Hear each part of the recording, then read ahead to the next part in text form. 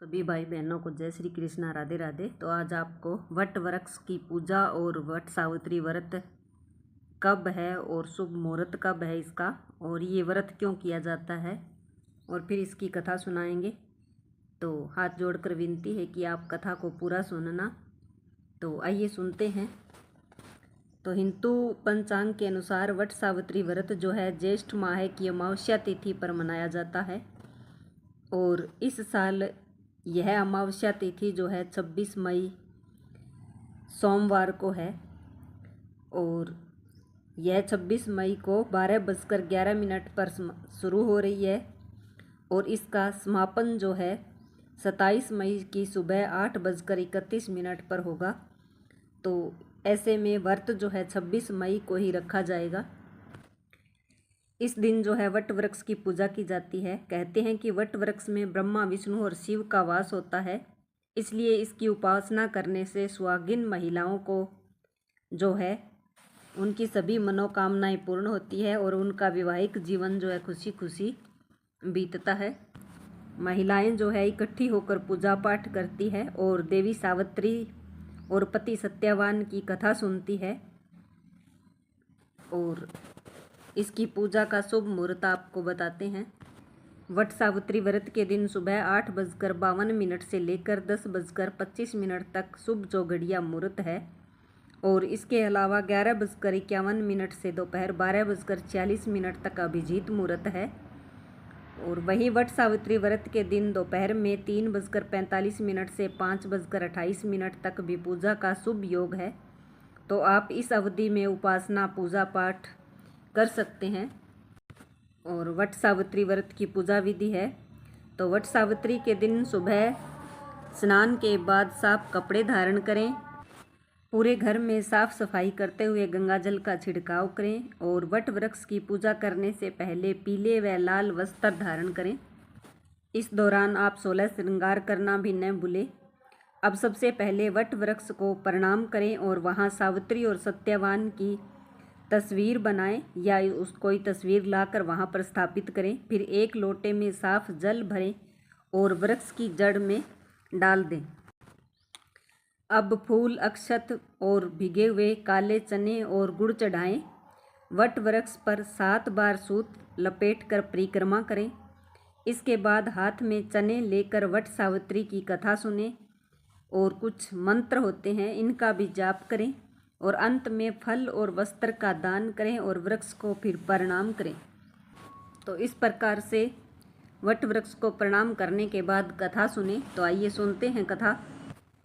हिंदू धर्म में विशेष रूप से विवाहित स्त्रियों द्वारा पति की लंबी उम्र और सुख समृद्धि के लिए किया जाने वाला एक यह बहुत ही महत्वपूर्ण व्रत है, और इसकी पौराणिक कथा है जो सावित्री और सत्यवान की है।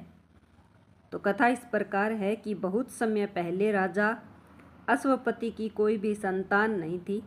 उन्होंने संतान प्राप्ति के लिए तपस्या की। उनकी तपस्या से प्रसन्न होकर देवी सावित्री ने उन्हें एक तेजस्वी कन्या का वरदान दे दिया।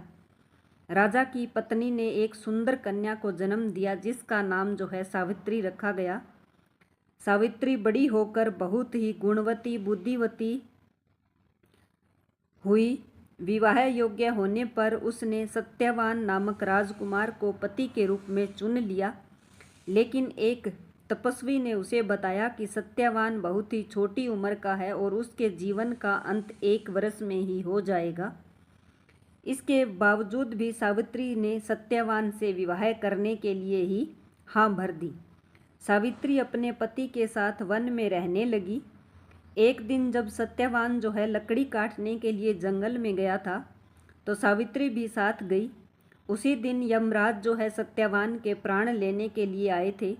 सावित्री ने उन्हें रोकने की कोशिश की और यमराज के पीछे पीछे जो है हाथ जोड़कर चलने लगी, मिन्नतें करने लगी।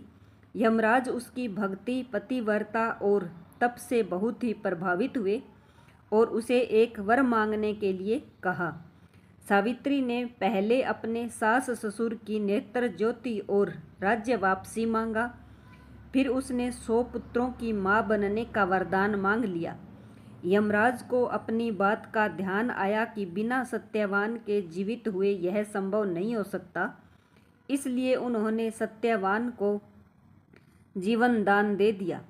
इस प्रकार सावित्री की दृढ़ निष्ठा और प्रेम से उसके पति को जो है जीवन दान मिल गया। तभी से यह व्रत जो है वट सावित्री के नाम से जाना जाता है और महिलाएं अपने पति की लंबी उम्र के लिए ये व्रत करती हैं। तो इसके बाद आपको दूसरी कथा सुनाएंगे जो है सोमवती अमावस्या की, क्योंकि उस दिन सोमवार है और अमावस्या भी है। तो इस दिन कहते हैं कि सोमवती अमावस्या की भी कथा सुनते हैं तो अपने पितरों को तृप्ति मिलती है और पितर जो है आशीर्वाद देते हैं, जिससे घर में सुख शांति बनी रहती है। तो आइए सुनते हैं पितरों की भी कथा। तो जब अमावस्या तिथि सोमवार के दिन पड़ती है तो उसे सोमवती अमावस्या कहते हैं और यह दिन भी विशेष रूप से स्नान, दान और व्रत के लिए शुभ माना जाता है। विशेषकर वट वृक्ष की पूजा करने और पवित्र नदियों में स्नान करने का बहुत ही बड़ा महत्व होता है इस दिन। तो आइए सोमवती अमावस्या की कथा सुन लेते हैं। प्राचीन समय की बात है, एक ब्राह्मण था जो बहुत ही धर्मात्मा था।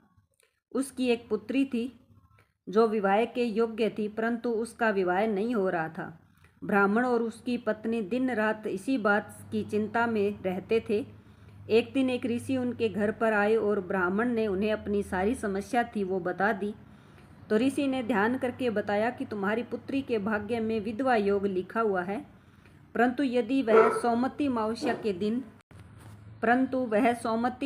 के दिन व्रत करे और वट वृक्ष की पूजा करे तो उसका सारा दोष जो है नष्ट हो जाएगा और उसका विवाह भी अच्छी तरह से धूमधाम से संपन्न हो जाएगा।